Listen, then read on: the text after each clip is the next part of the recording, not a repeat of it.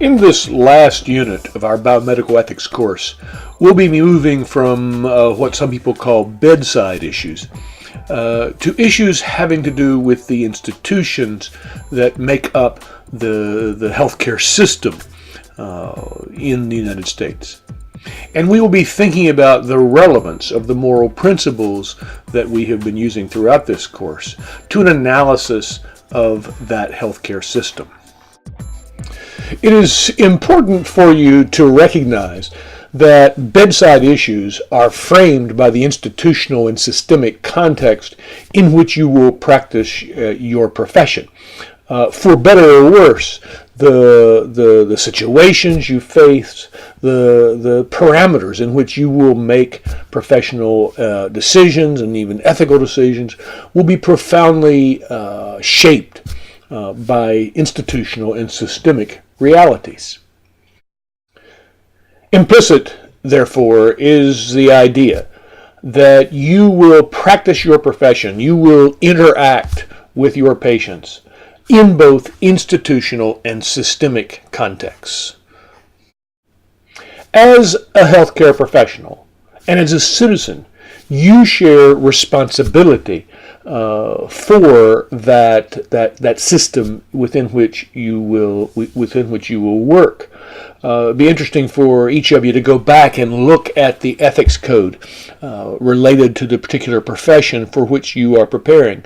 Most of those codes will include some reference to your responsibility for the wider society, for the wider context in which you will practice your craft. And surely, living in a democracy, we have both the opportunity and the responsibility to engage those processes that shape the systems under which we all live.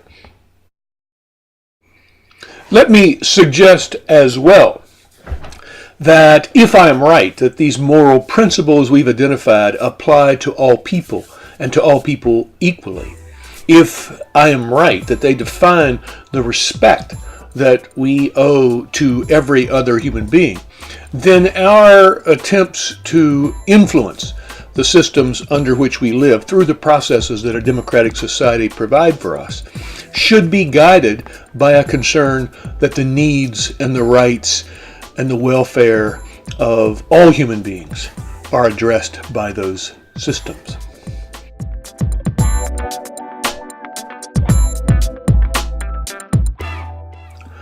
Understanding our healthcare system and its primary features probably requires us to understand something of its historical evolution.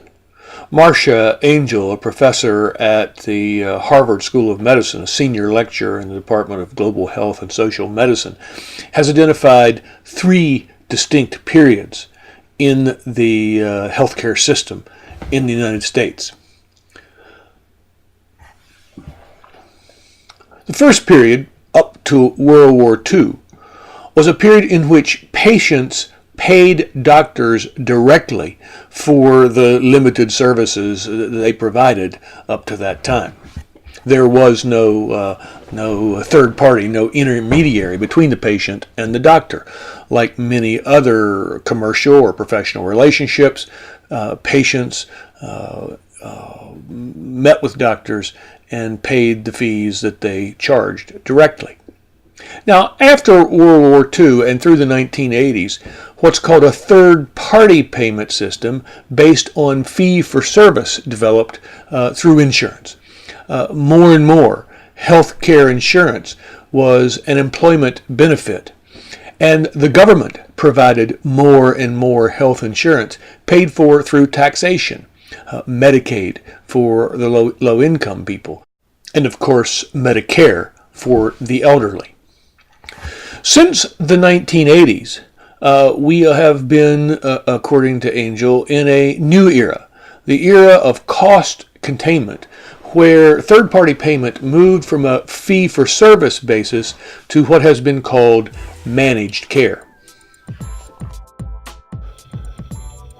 Now, what is managed care?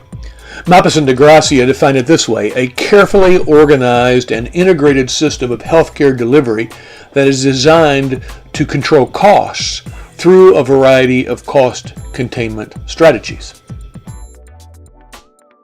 Now, what are those cost containment strategies? Well, one is simply pre-authorization for certain services.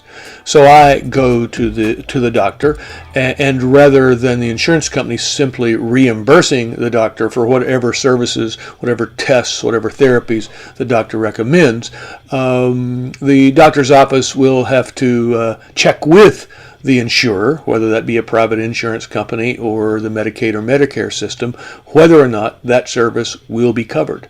Pre-authorization for certain services.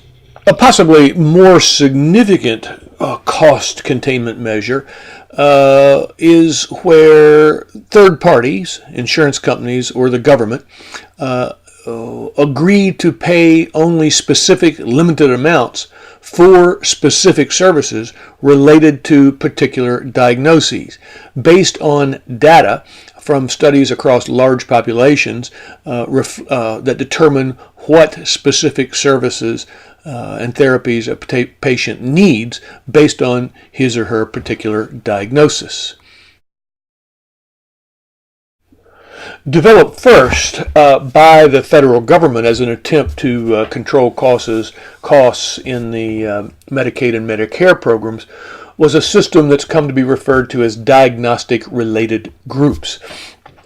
In this process,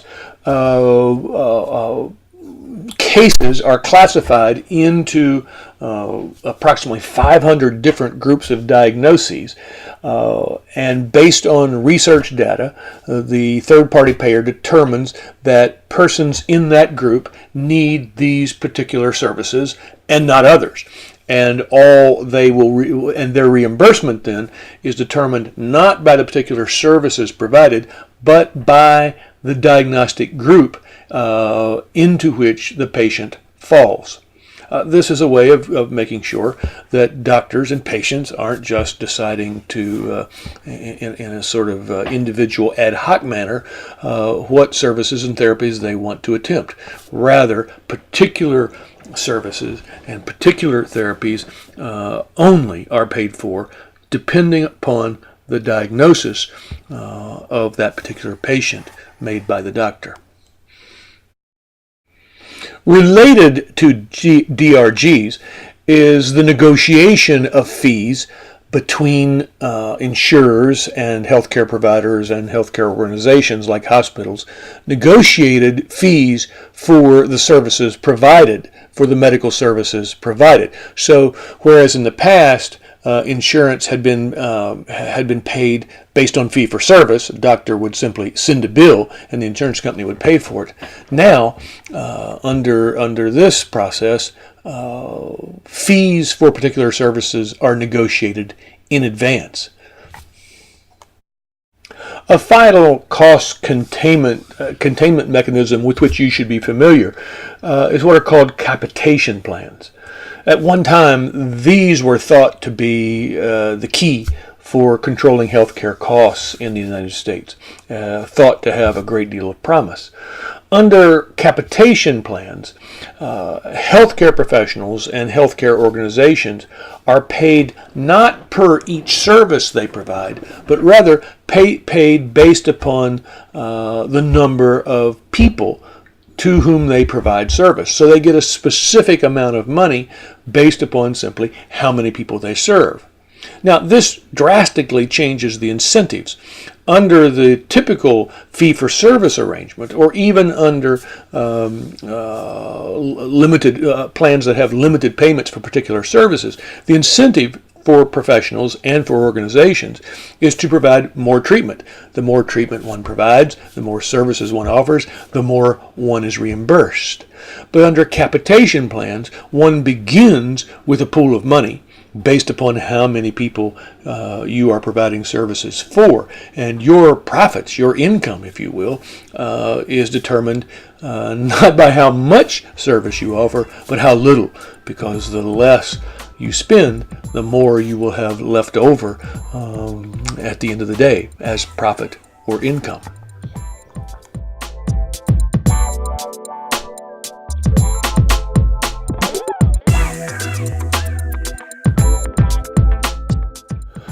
So what are the issues relevant to an ethical evaluation of any system of institutions and practices? And particularly, what is the relationship between those issues and the moral principles we've looked at? Or which of those principles are most relevant to the evaluation of a system of institutions?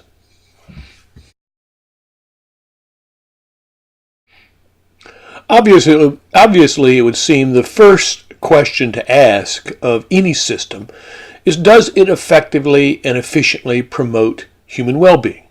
That obviously is a consideration related to our principle of beneficence. With regard to healthcare institutions, we would ask, does it effectively and efficiently promote human health and protect us as much as possible from injury and illness? A second thing we would surely ask of any system is it fair or just? Does it treat people as they deserve to be treated? Does it give them what they deserve? And particularly, are the system's benefits and the burdens that are necessary in the production and distribution of those benefits, are those benefits and burdens distributed correctly among all the people affected by the institution? I think those are the two most important, but there are some other important values and principles relevant to the evaluation of any system, and particularly a healthcare system. First, I would say there are those related to self-determination or autonomy. Does the system enable and permit the widest possible expression of human self-determination possible? We should also ask whether the system enables, respects what I would call professional integrity. Does it allow, does it promote the exercise of professional excellence in a way that's consistent with the training and the preparation that those professionals have learned, the skill that they have developed? Are they able to practice their craft in a satisfying and a way consistent with their training? Well, hopefully you have a better understanding of some of the features and the historical evolution of our healthcare system and some of the criteria one might use to ethically analyze that system. Next time, we will look at the idea that ours is a system in profound crisis that desperately needs reform. That is our next lecture.